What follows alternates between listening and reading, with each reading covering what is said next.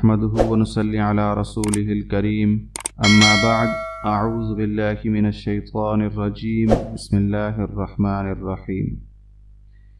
آج ہم صحیح بخاری کی کتاب الایمان شروع کریں گے اور حدیث نمبر 8 پڑھیں گے، جس میں آپ کو مختصر ترجمہ اور تشریح بتائی جائے گی۔ بسم اللہ الرحمن الرحیم، یہ کتاب الایمان کا باب نمبر 1 ہے۔ باب الایمان وقول النبی صلی اللہ علیہ وسلم بنی الاسلام علی 5۔ نبی کریم صلی اللہ علیہ وسلم کا فرمان کہ اسلام کی بنیاد 5 چیزوں پر رکھی گئی ہے، وَهُوَ قَوْلٌ وَفِعْلٌ وَيَزِيدُ وَيَنْقُصُ۔ قال اللہ تعالی لِيَزْدَادُوا إِيمَانًا مَعَ إِيمَانِهِمْ وَزِدْنَاهُمْ هُدًى وَيَزِيدُ اللَّهُ الَّذِينَ اهْتَدَوْا هُدًى وَالَّذِينَ اهْتَدَوْا زَادَهُمْ هُدًى وَآتَاهُمْ تَقْوَاهُمْ۔ وَقَوْلُهُ وَيَزْدَادَ الَّذِينَ آمَنُوا إِيمَانًا، وقوله أيكم زادته هذه إيمانا فأما الذين آمنوا فزادتهم إيمانا، وقوله جل ذكره فاخشوهم فزادهم إيمانا، وقوله تعالى وما زادهم إلا إيمانا وتسليما، والحب في الله والبغض في الله من الإيمان۔ وكتب عمر بن عبد العزيز إلى عدي بن عدي إن للإيمان فرائض وشرائع وحدودا وسننا، فمن استكملها استكمل الإيمان، ومن لم يستكملها لم يستكمل الإيمان، فإن أعش فسأبينها لكم حتى تعملوا بها، وَإِنْ أَمْتُ فَمَا أَنَا عَلَى صُحْبَتِكُمْ بِحَرِيص۔ اور ایمان کا تعلق قول اور فعل دونوں سے ہے۔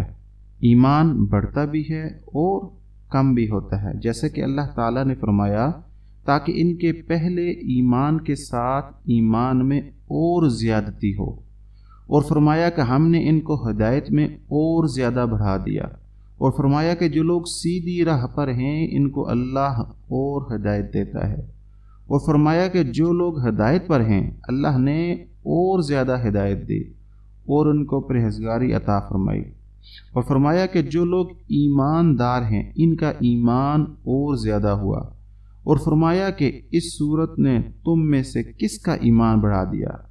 فی الواقع جو لوگ ایمان لائے ہیں ان کا ایمان اور زیادہ ہو گیا، اور فرمایا کہ منافقوں نے مومنوں سے کہا کہ تمہاری بربادی کے لیے لوگ بکثرت جمع ہو رہے ہیں، ان کا خوف کرو۔ بس یہ بات سن کر ایمان والوں کا ایمان اور بڑھ گیا، اور ان کے منہ سے یہی نکلا حسبنا اللہ ونعم الوکیل، اور فرمایا کہ ان کا اور کچھ نہیں بڑھا، ہاں ایمان اور اطاعت کا شیوا ضرور بڑھ گیا۔ اور حدیث میں وارد ہوا ہے کہ اللہ کی راہ میں محبت رکھنا اور اللہ ہی کے لیے کسی سے دشمنی کرنا ایمان میں داخل ہے۔ اور خلیفہ عمر بن عبد العزیز رحمہ اللہ نے عدی بن عدی کو لکھا تھا کہ ایمان کے اندر کتنے ہی فرائض اور عقائد ہیں اور حدود ہیں اور مستحب و مسنون باتیں ہیں جو سب ایمان میں داخل ہیں، بس جو ان سب کو پورا کرے اس نے اتنا ایمان پورا کر لیا، اور جو پورے طور پر ان کا لحاظ نہ رکھے تو اس کا مطلب ہے کہ اس نے اپنا ایمان پورا نہیں کیا۔ بس اگر میں زندہ رہا تو ان سب کی تفصیلی معلومات تم کو بتلاؤں گا تاکہ تم ان پر عمل کرو، اگر میں مر گیا تو مجھ کو تمہاری صحبت میں زندہ رہنے کی خواہش بھی نہیں۔ وقال ابراہیم ولکن لیطمئن قلبی، وقال معاذ بن جبل اجلس بنا نؤمن ساعہ، وقال ابن مسعود الیقین الایمان کلہ، وقال ابن عمر لا يبلغ العبد حقيقة التقوى حتى يدع ما حاك في الصدر، وقال مجاهد شرع لكم من الدين أوصيناك يا محمد وإياه دينا واحدا، وقال ابن عباس شرعة ومنهاجا سبيلا وسنة۔ اور ابراہیم علیہ السلام کا قول قرآن مجید میں وارد ہوا ہے کہ لیکن میں چاہتا ہوں کہ میرے دل کو تسلی ہو جائے۔ اور معاذ رضی اللہ تعالی عنہ نے ایک دفعہ ایک صحابی اسود بن بلال نامی سے کہا تھا کہ ہمارے پاس بیٹھو تاکہ ایک گھڑی ہم ایمان کی باتیں کر لیں۔ اور عبداللہ بن مسعود رضی اللہ تعالی عنہ نے فرمایا تھا کہ یقین پورا ایمان ہے اور صبر آدھا ایمان ہے۔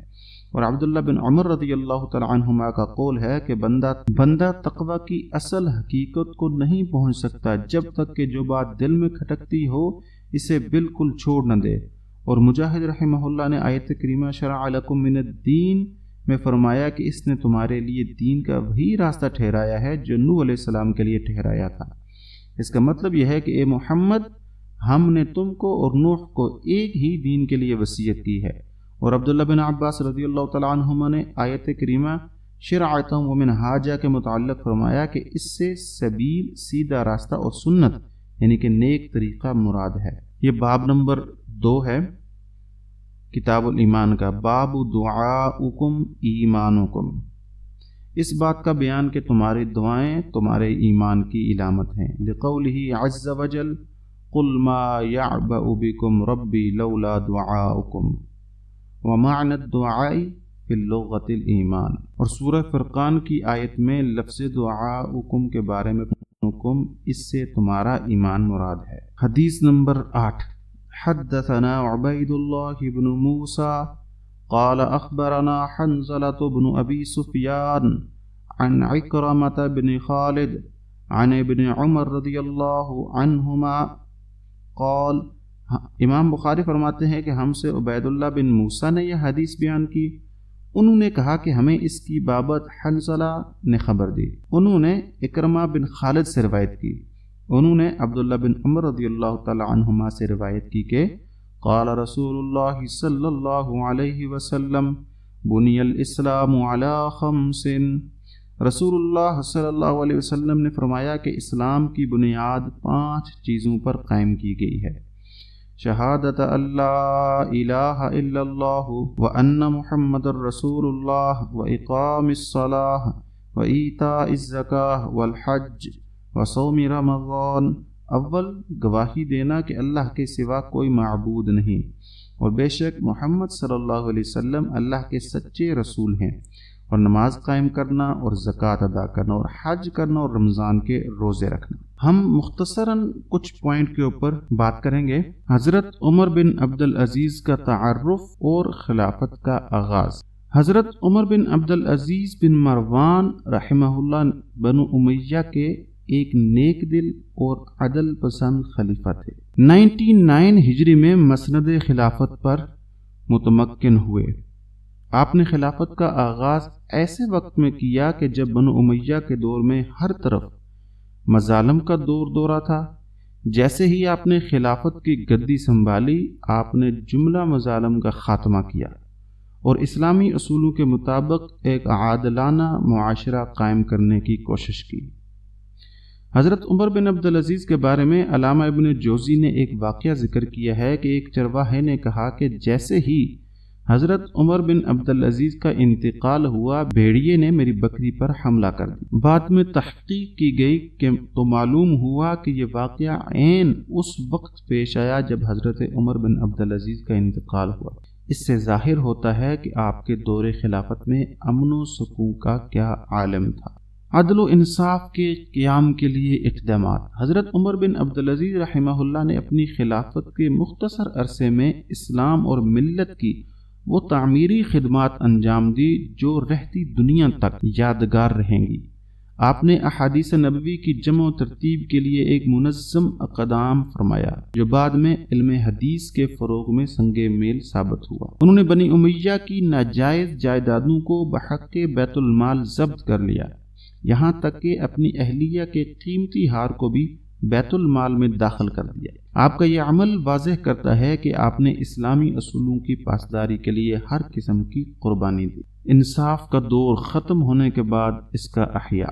ایک خواب دیکھنے والے نے حضرت عمر بن عبدالعزیز رحمہ اللہ کو نبی کریم صلی اللہ علیہ وسلم کے بے حد قریب دیکھا۔ اس پر آپ نے فرمایا کہ سیدنا ابو بکر صدیق اور حضرت عمر فاروق رضی اللہ تعالی عنہما نے ایسے وقت میں انصاف کے ساتھ حکومت کی جب انصاف کا دورہ تھا، لیکن حضرت عمر بن عبدالعزیز رحمہ اللہ نے انصاف کو اس وقت پھیلایا جب انصاف کا دور ختم ہو چکا تھا۔ آپ ہر رات سجدہ ریز ہو کر دعا کرتے کہ اللہ انہیں عدل و انصاف کے تقاضے پورے کرنے کی توفیق عطا فرما۔ کہا جاتا ہے کہ بنی امیہ کے کسی ظالم نے آپ کو زہر دے دیا اور اسی وجہ سے آپ کا انتقال ہو گیا۔ انا للہ و انا الیہ راجعون۔ ایمان کی لغوی اور شرعی تعریف۔ ایمان کے لغوی معنی ہے تصدیق اور امن، یعنی ایسا سکون جس میں لوگ اپنی جانوں، مالوں اور عزت کے بارے میں امن و اطمینان محسوس کریں۔ شریعت میں ایمان کے معنی یہ ہیں کہ رسول کریم صلی اللہ علیہ وسلم جو کچھ بھی اپنے رب کی طرف سے لائے ان سب کی تصدیق کرنا۔ علامہ ابن حجر اور دیگر محدثین نے ایمان کی تعریف کو مختلف پہلوؤں سے بیان کیا ہے، اور ہر کسی کی رائے میں ایمان کا حقیقی مطلب اللہ اور اس کے رسول کے احکام کی تصدیق اور ان پر عمل کرنا ہے۔ ایمان اور عمل کی حقیقت اہل سنت والجماعت کی رائے۔ امام احمد بن حنبل کے نزدیک ایمان نام ہے قول اور عمل کا۔ وہ فرماتے ہیں کہ ایمان میں کمی اور زیادتی دونوں ممکن ہیں۔ نیکوکاری ایمان کو بڑھاتی ہے جبکہ معاصی گناہ اس میں کمی لاتے ہیں۔ اہل سنت والجماعت کا عقیدہ ہے کہ مومن کی صفت یہ ہے کہ وہ خدا کے واحد ہونے کی گواہی دے اور محمد صلی اللہ علیہ وسلم کو خدا کا رسول مانے، اور اس کا دل اور زبان ایک دوسرے کے مطابق ہو۔ ایمان کے بنیادی تصورات۔ ایمان اسلامی عقیدہ کا ایک بنیادی جز ہے اور مختلف مکاتب فکر اسے مختلف انداز میں سمجھتے ہیں۔ سب سے پہلے ہم جمہور اہل سنت والجماعت کے نظریے پر نظر ڈالتے ہیں۔ جمہور اہل سنت والجماعت اور محدثین کا کہنا ہے کہ ایمان 3 عناصر پر مشتمل ہے: قول، عمل اور نیت۔ ایمان دل کی تصدیق، زبان سے اقرار اور عمل سے تشکیل پاتا ہے۔ یہ ایمان نیکیوں سے بڑھتا ہے اور گناہوں سے کم ہوتا ہے۔ اہل سنت والجماعت کا نظریہ۔ اہل سنت والجماعت کے مطابق ایمان قول، عمل اور اعتقاد کا مجموعہ ہے، اور یہ تینوں اجزاء ایک دوسرے سے جڑے ہوئے ہیں۔ اس کے ساتھ ایمان میں کمی بیشی ممکن ہے، اور کبیرہ گناہ کرنے والے مسلمان کو مکمل کافر نہیں سمجھا جاتا۔ امام بخاری اور دیگر محدثین۔ امام بخاری اور دیگر محدثین نے بھی ایمان کی مختلف پہلوؤں پر روشنی ڈالی ہے۔ امام بخاری نے ایمان کو قول اور عمل کا مجموعہ قرار دیا اور اس میں کمی بیشی کو ممکن سمجھا ہے۔ علامہ ابن تیمیہ کا نظریہ۔ علامہ ابن تیمیہ رحمہ اللہ کے مطابق ایمان اور اسلام آپس میں جڑے ہوئے ہیں اور ایک دوسرے کے بغیر مکمل نہیں ہوتے۔ جو شخص اسلام کے اصولوں کی پیروی نہیں کرتا اس کا ایمان درست نہیں ہو سکتا، اور اسی طرح جو ایمان نہیں رکھتا اس کا اسلام بھی ناقص ہے۔ ایمان اور اسلام کے مابین تعلق۔ پہلا نقطہ یہ ہے کہ ایمان اور اسلام آپس میں مربوط ہیں۔ حضرت امام بخاری کے مطابق ایمان کا اسلام کے بغیر کوئی وجود نہیں اور اسلام کا ایمان کے بغیر کوئی مقام نہیں۔ ایک شخص جو حقیقی معنوں میں مسلمان ہے وہ ایمان سے خالی نہیں ہو سکتا، اور ایک مومن جو حقیقی مومن ہے اسے اسلام کے بغیر کوئی چارہ نہیں۔ ایمان میں قول و فعل کا شامل ہونا۔ امام بخاری رحمہ اللہ نے یہ بھی وضاحت کی ہے کہ ایمان میں قول و فعل دونوں شامل ہیں، یعنی ایمان صرف دل کی تصدیق ہی نہیں بلکہ زبان اور عمل سے بھی ظاہر ہونا چاہیے۔ ایمان میں کمی زیادتی ہو سکتی ہے اور اس کی شرح قرآن و سنت میں موجود ہے۔ اسلامی فرائض اور اعمال۔ اسلام کی بنیاد 5 چیزیں: توحید و رسالت کی شہادت، نماز، روزہ، زکوٰۃ اور حج اسلام کے ارکان ہیں اور ایمان کی مکمل تصویر پیش کرتی ہیں۔ امام بخاری اور امام مسلم نے ان ارکان کی تفصیلات بیان کی اور ایمان کے مکمل تصور کو واضح کیا۔ نتیجہ: اسلام اور ایمان دونوں ایک دوسرے کے لیے لازم و ملزوم ہیں۔ ایمان کی کمی و زیادتی اعمال صالحہ کی ادائیگی اور دل کی حالت سے جڑی ہوئی ہے۔ امام بخاری اور دیگر علماء نے اس مسئلے کو واضح طور پر بیان کیا ہے اور ہمیں قرآن و سنت کی روشنی میں ایمان کی حقیقت سمجھنے میں مدد فراہم کی ہے۔